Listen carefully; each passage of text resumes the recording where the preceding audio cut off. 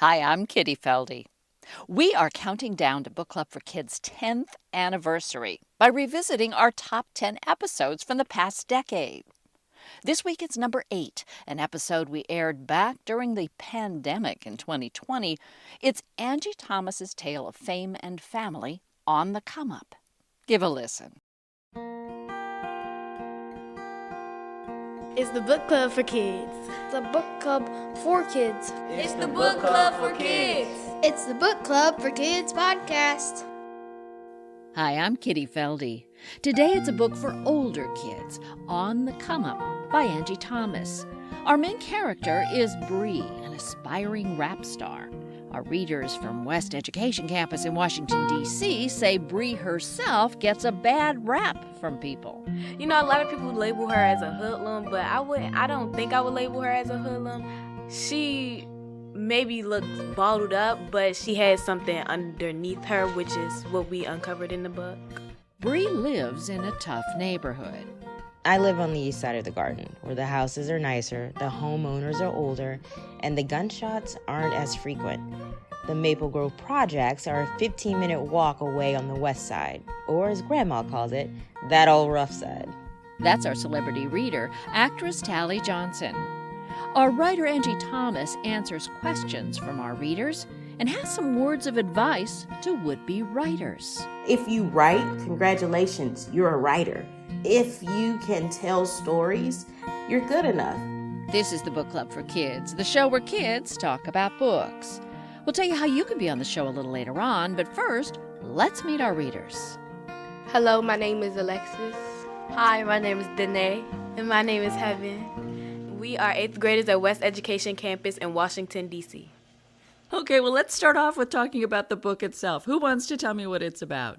So the book is about a girl named Brianna, and basically she's just having rough times at home, but she's basically on the come up, so she wants to be a rapper. And her father was a rapper, an underground rapper, before he died, so she has some really big shoes to fill. So, yeah. How would we describe Bree? I mean, if you saw her in the hallway, what would you say? Okay, Bree is a young black lady. She's 16, and she has family issues. Her mom lost her job, her dad died, and her aunt is selling drugs. And Bree is very determined because even though she goes through a lot of things at home, she don't let that stop her from what she wants to do, and that's rapping. I feel like if I saw her in the hallway, she would look like she wouldn't have all the good stuff, but she would still have some stuff, you know. I feel like she would have on some all black with a hoodie. Like, I just feel like she would have on a hoodie on her head. I would say if I seen Bree in the hallway, you know, a lot of people label her as a hoodlum, but I don't think I would label her as a hoodlum. I think maybe, like, she maybe looks bottled up, but she has something underneath her, which is what we uncovered in the book. So, Well, let's talk about who Bree really is versus who she's presenting to the world. Talk about that contrast. I would say the contrast between who she's presenting to the world. So she put out a song and it got famous, but it wasn't for, they labeled her as basically a hoodlum, like I said before. But that's not who she really is. She's really going through a lot, and she's from a certain place, so people might label her as that, but they don't really get to know her, so yeah. It's like people don't understand because they haven't been through what she's been through. She really is trying to be what she can. She's trying to help her and her family out because every time she go home, there's no food in the refrigerator, and she wants to help her brother and stuff, you know. The difference is that Bree wants to be a rapper, and how she raps is not what people really think of her. She's different in a way of, like, she got more responsibilities. She has gone home before without no heat, no food, or anything. And many people don't know that because of how she presents herself. If they know who she really is in the inside, they would not put labels on her. They want to say hoodlum. First time she battled, the boy, he was just coming at her and was talking about her dad and stuff. And I felt like she felt a certain type of way, so she didn't rap back in the first round. But when they saw that she came back real hard and she won that, they was like, oh, so she really do got talent and stuff. And they started to like her music and stuff. She put out the song. Her aunt wasn't too happy about it because she was talking about her lifestyle and stuff. Here's a scene from the book where Bree describes her life. Our celebrity reader is actress Tallie Johnson. The Maple Grove projects are a whole different world. I live on the east side of the garden, where the houses are nicer, the homeowners are older, and the gunshots aren't as frequent. The Maple Grove projects are a 15-minute walk away on the west side, or as Grandma calls it, that old rough side. It's on the news more, and so many of the houses look like nobody should live in them. But it's kind of like saying one side of the Death Star is safer than the other.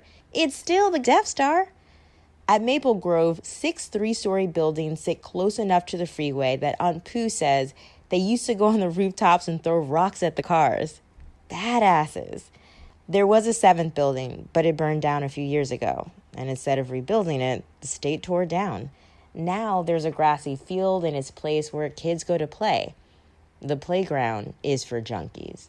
What up, Lil Law? A guy shouts from inside a raggedy car as I cross the parking lot. Never seen him in my life, but I wave. I'll always be my dad's daughter, if nothing else.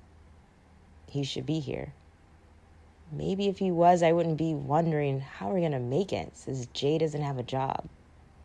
I swear, we can never just be good. Something always happens. Either we barely got food or this thing got shut off. It's always something. We can't have any power either. I mean, think about it. All these people I've never met have way more control over my life than I've ever had. If some crown hadn't killed my dad, he'd be a big rap star, and money wouldn't even be an issue. If some drug dealer hadn't sold my mom her first hit, she could have gotten her degree already and would have had a good job. If that cop hadn't murdered that boy, people wouldn't have rioted, the daycare wouldn't have burned down, and the church wouldn't have let Jay go.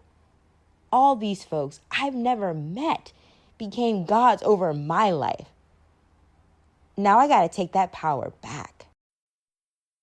Well, would you identify with Bree in that way, in that people misjudge who you are by the outside versus who you really are on the inside?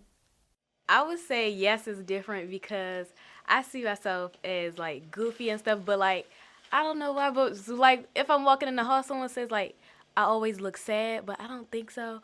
They judge me on the exterior when they haven't really gotten to know me.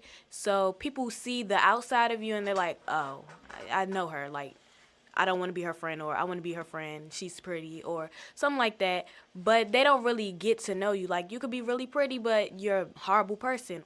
When I first came to this school, I was actually like from, like, you could say the hood, but I had a hard time with like communicating to people because here they like seem so bougie, but they're really not when you know them. And it's like they gone through different experiences than me, so it's like I had to learn how to control myself. And the way I walked or something, they just was like, oh well, she from the hood, she from Southeast. That's not really how I label myself. I'm just a cool person. I don't really like drama, but once it comes my way, then sometimes I let it fly. But other than that, they just be like, oh, she just want the trouble and stuff. I don't. I want to make the best of myself. Well, how do people get to know people? I mean, how do we know that the perceptions we have of the other people in the hallway, for example, are who we think they are? I mean, how do we get to know who the real people are? If you just talk to somebody, if you had a certain beef with them or anything, and you just feel like, okay, well now I don't know what she's going through, so I should just talk to her. If you come to me with a smile, then like we're not going to be beefing. I don't got time for that. Like, so if you talk and say hello, it can brighten up somebody's mood, and you can just go beyond the hello if they will let you. I feel like I agree with what Danae says a lot, And I just want to add on. So another way that you can get to know somebody is like, don't take what other people say about them and try to make that who they are. Like, if they haven't done anything to you personally, you can't let other people tell you who you can or can't be friends with. So you got to actually talk to people and get to know them. Hey, let's talk a little bit about the rap in the book. Good raps, bad raps? I mean, I'm no judge. You guys tell me. The raps were good to me because she actually expressed herself through rap, and she don't let nobody stop that. Or like even when her aunt didn't think she should put out her song, she still put it out anyway because it's how she feel, and nobody really knows how she feels, so she wanted to put it out there. Like, when people go to therapy or something, they be like, draw it down, dance it out, or rap it out, or sing it out. Because what she did is great. She letting all her anger out. When you hold it up, one day you could just explode. Like, all of it just come out, and you just feel a certain type of way, like you don't want to be on earth anymore. But what she's doing, she's just letting it out, and she don't wants to be angry anymore, so she just rapping it out. Do you guys have some questions for Angie Thomas? Did you have any experiences that made you want to write this book or has inspired you to write this book? And did music play a big role in your life? I was inspired to write The Hate You Give and On the Come Up by some situations that I experienced myself as a young person. With The Hate You Give, I experienced a similar life to Star in the sense that I went to a mostly white upper-class private school and lived in a mostly black poor neighborhood. And I often found myself being two different people in two different worlds. With On the Come Up, I wanted to be a rapper when I was 16 years old. And so I took that from my own life and gave that story to my main character, Brianna. Music played a huge role in both novels. I think it's a little more obvious in On the Come Up, but with The Hate You Give, if nothing else, Tupac's music and his message was a huge influence and inspiration for me as I wrote that novel. So I make long playlists whenever I write my novels. They are such a crucial part for my writing process. You know, I cannot imagine trying to write without having music. Why did you choose to write a story about a young black girl who's coming up instead of writing a young black girl that's already up there? It would have probably been easy to write a book about a young lady who's already made it, but I wanted to really speak to the young people out there who want to make it, whether that's as a rapper or whatever their dream may be, and just show them that it's possible to decide to be yourself and stay true to yourself, even while chasing your dreams. I wanted Brianna to be someone that young people could relate to, because let's be honest, how many of us are famous rappers right now, you know? So it was important to show the struggle at times, but also the hope and the drive that she has. When you were writing this book, did your words like just flow out on the paper? Like, was it easy to write it, or did you have to take time out and actually think about your plot? You know, I wish I could say that every single time that I write, the words just flow, but they don't. There have been instances, especially with On the Come Up, where that book was just a struggle at times. I was just coming off of the success of The Hate You Give, and there were so many fears and doubts that I had that made it so hard to write On the Come Up. And it was a struggle. So I got in my own way, is what I tell people all the time. I was my biggest critic. Everyone says the second book is the hardest book to write. And I'm seeing that now, because now that I'm working on my third book, it's like, okay, I proved to myself that I can write another book.